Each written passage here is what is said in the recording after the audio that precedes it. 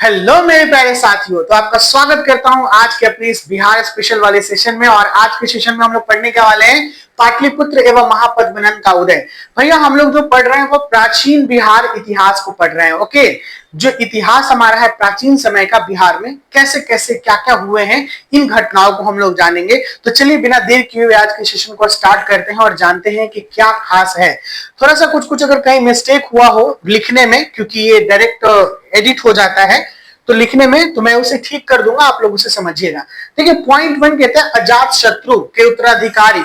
अजात शत्रु के उत्तराधिकारी यानी अजात शत्रु जब थे तो उनके उत्तराधिकारी, उनका नाम है उदय भद्र। क्या नाम है? उदय भद्र। ओके, अजात शत्रु के, और अथवा उदाई, उदय भद्र को उदाई के नाम से भी हम लोग जानते हैं। और उदायन, पाटलिपुत्र नगर की स्थापना किसने की? उदायन ने की। ऐसे बहुत बार आता है ऐसे नाम है इनका उदाई, लेकिन उदायन ने की। ओके, तो उदाई ने 459 ईसा पूर्व से 443 ईसा पूर्व तक शासन किया, यानी इतने तक इन्होंने शासन किया है, 459 से लेकर 443। पहले ईसा पूर्व में उल्टी ईस्वी चलती थी। उल्टी का मतलब कि 5 है, फिर 4 है, फिर 3 है, फिर 2 है, फिर 1 है, इस तरीके से। इसीलिए 459 से 443 ईस्वी ईसा पूर्व तक शासन किया था। महावंश के अनुसार उसने पाटलिपुत्र नगर की स्थापना की। तो आपका ये बहुत ही वीवीआई महत्वपूर्ण प्रश्न बनता है, क्योंकि आपका क्वेश्चन करता है और कई बार बिहार स्पेशल में, यानी बिहार के करंट अफेयर्स में या बिहार के जो क्वेश्चन पूछे जाते हैं उसमें यह प्रश्न रहता है कि पाटलिपुत्र की स्थापना किसने की? तो पाटलिपुत्र की स्थापना उदयन ने की। पाटलिपुत्र नगर की स्थापना किसने की? उदयन ने की। चलिए अगले प्रश्न पे आते हैं। प्रश्न नंबर 2, हर्यक वंश के राज्य के अंतिम शासक नागदशक को च्युत कर शिशुनाग ने अपना राजवंश प्रतिस्थापित किया। यानी हर्यक वंश के राज्य के अंतिम शासक कौन थे? नागदशक थे। ये याद रखिएगा, हर्यक वंश के अंतिम शासक कौन थे? हर्यक वंश के राज्य के अंतिम शासक नागदशक थे, और इनको च्युत करके शिशुनाग ने अपना राजवंश स्थापित किया। तो नागदशक को च्युत यानी हराने वाले कौन थे? शिशुनाग थे। और शिशुनाग ने शिशुनाग वंश की, अपने राजवंश की स्थापना की, जिसको प्रतिस्थापित की। शिशुनाग ने वैशाली को अपनी राजधानी बनाई। उदयन ने किसको राजधानी बनाई थी? पाटलिपुत्र को। जैसे पाटलिपुत्र जनरली बोला ही जाता है कि पाटलिपुत्र की स्थापना किसने की? उदयन ने। और शिशुनाग ने वैशाली को अपनी राजधानी बनाई थी। उसने अवंती राज्य को विजित कर लिया था। यानी अवंती राज्य को विजय प्राप्त करने वाले कौन है? अवंती राज्य को कौन किए थे? अवंती राज्य को विजित? अवंती राज्य को विजित करने वाले थे शिशुनाग। कौन थे? शिशुनाग। आगे ये तो अवंती राज्य को विजित करने वाले कौन राजा थे? शिशुनाग।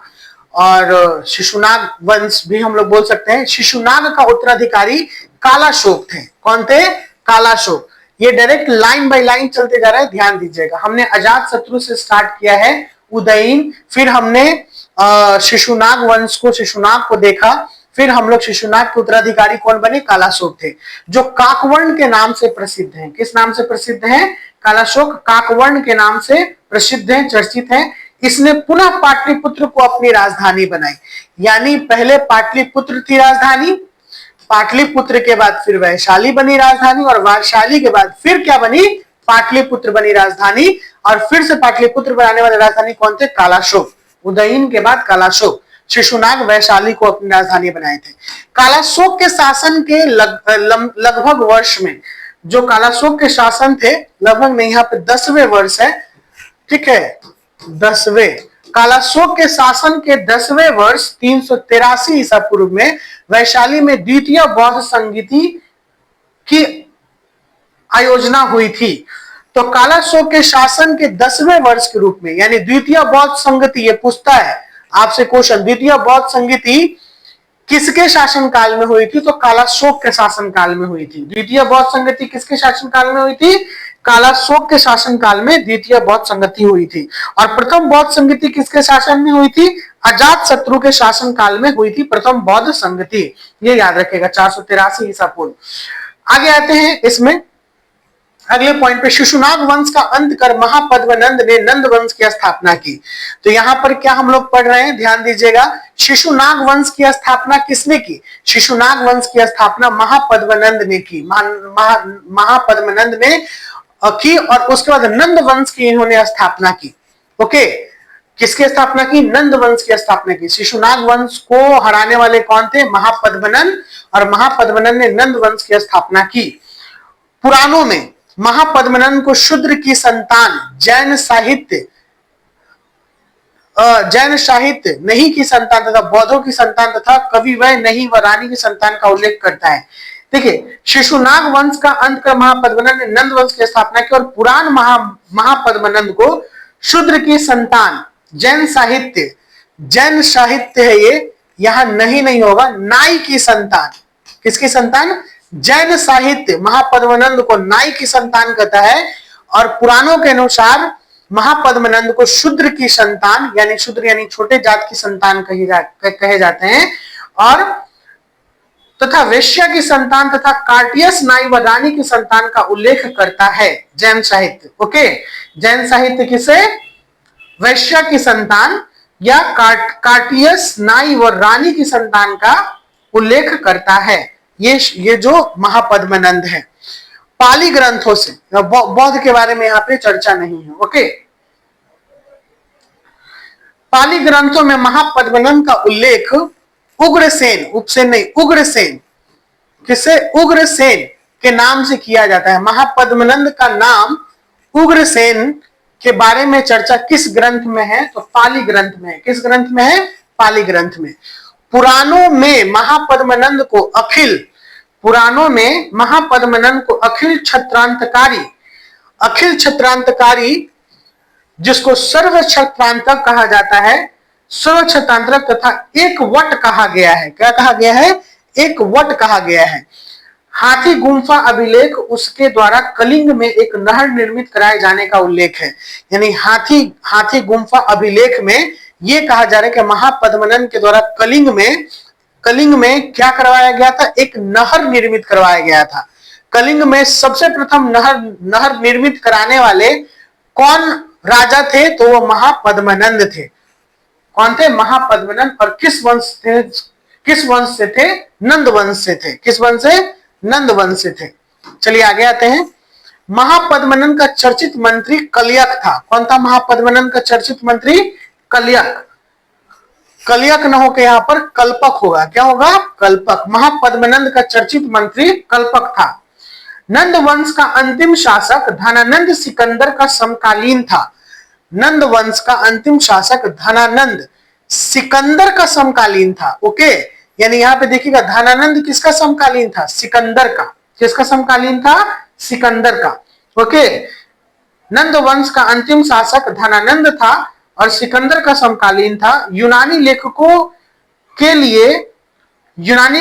ने उसके लिए अग्रमिस, जैंद्रमिस शब्द प्रयुक्त किए हैं। क्या किए हैं? अग्रमिस और जैनमिस शब्द प्रयुक्त किए हैं। कौन? यूनानी लेखक ने। ठीक है ना? जैंद्रमिस शब्द प्रस्तुत किए हैं, प्रयुक्त किए हैं इनमें। चलिए अगले पॉइंट पे आते हैं हम लोग। देखिए, ये जो महापद्मनंद जो नंद वंश थे, उसके अंतिम कौन थे? नंद वंश के जो अंतिम शासक थे, जिसको धनानंद कहते हैं हम लोग, सिकंदर का समकालीन था। इसी धनानंद को चंद्रगुप्त मौर्य ने पराजय किया। चंद्रगुप्त मौर्य के विरुद्ध नंद सेना का सेनापति मिलिंद वर्मा के अनुसार महादत्त दास था। चंद्रगुप्त मौर्य के विरुद्ध नंद सेना का सेनापति मिलिंद पन्हो। कौन है? मिलिंद पन्हो। थोड़ा मिस्टेक किए हुए। मिलिंद पन्हो के अनुसार भद्दसाल था। कौन था? भद्दसाल था। कौन था? भद्दसाल। चंद्रगुप्त मौर्य के विरुद्ध नंद सेना का सेनापति मिलिंद पन्हो के अनुसार भद्दसाल था। वैशाली और पाटलिपुत्र में अशोक के स्तंभ प्राप्त हुए हैं, परंतु उन पर अभिलेख नहीं उत्कीर्ण है। वैशाली और पाटलिपुत्र में अशोक के स्तंभ प्राप्त हुए हैं, जिनमें उनके अभिलेख नहीं उत्कीर्ण है। बिहार में अशोक के अभिलेख कहां से मिले हैं? बराबर से, सासाराम से, बराबर से सासाराम है, सारनाथ नहीं है, सासाराम, बराबर से सासाराम से तथा चंपारण से प्राप्त हुए। बिहार में अशोक के अभिलेख बराबर, सासाराम तथा चंपारण में प्राप्त हुए हैं। मेगस्थनीज की इंडिका, मेगस्थनीज की इंडिका के अनुसार, ध्यान दीजिएगा, मेगस्थनीज की इंडिका के अनुसार मौर्य काल में पाटलिपुत्र के प्रशासन का दायित्व 30 नागरिक की सभा पर था, जो 5-5 सदस्यों की 6 समितियां संगठित थी। मेगस्थनीज की इंडिका में, तो यहां पे आपका सबसे महत्वपूर्ण प्रश्न बन रहा है कि इंडिका किसके द्वारा लिखी या किसके द्वारा रचित है या किसके द्वारा लिखित है? मेगस्थनीज के द्वारा। ओके, इंडिका भारत में भारतीय शासक चंद्रगुप्त मौर्य के बारे में अच्छा खासा विवरण देता है। ओके, मौर्य काल प्रशासन का दायित्व 30 नागरिकों की सभा पर जो था वो 5-5 सदस्यों की 6 समितियां में संगठित थी। मेगस्थनीज ने पाटलिपुत्र को पालीब्रोथा कहा था। क्या कहा था? पालीब्रोथा। चंद्रगुप्त मौर्य के राजप्रसाद के अवशेष पटना के समीप कुम्भरार गांव से प्राप्त हुए हैं। इसे खोजने का श्रेय स्पूनर को है। स्पूनर, जो यहाँ पर कुम्भरार है, कुम्भरार गांव बोला गया है, इसको खोजने का श्रेय किसको जाता है? स्पूनर को जाता है। ओके, चलिए अगले पॉइंट पे आते हैं। अशोक ने गया के निकट बराबर की पहाड़ियों में सुदामा गुफा का निर्माण शासन के 12वें वर्ष में कराकर उसे आजीविकों को प्रदान किया था। अशोक ने गया के निकट कौन है? बराबर की पहाड़ियों में सुदामा गुफा का निर्माण शासक के 12वें वर्ष में कराकर उसे आजीविकों को प्रदान किया था। अगले पॉइंट पे आते हैं। दशरथ ने नागार्जुनी पहाड़ियों में 3 गुफाएं आजीविकों को प्रदान की थी। इनमें से एक बहुत चर्चित गुफा थी जिसका नाम है गोपी गुफा। क्या नाम है? गोपी गुफा। पाटलिपुत्र से प्राप्त 2 यक्ष मूर्तियां तथा दीदारगंज से प्राप्त चमरधारिणी यक्षिणी की मूर्ति लोक कला के श्रेष्ठ प्रतीक हैं।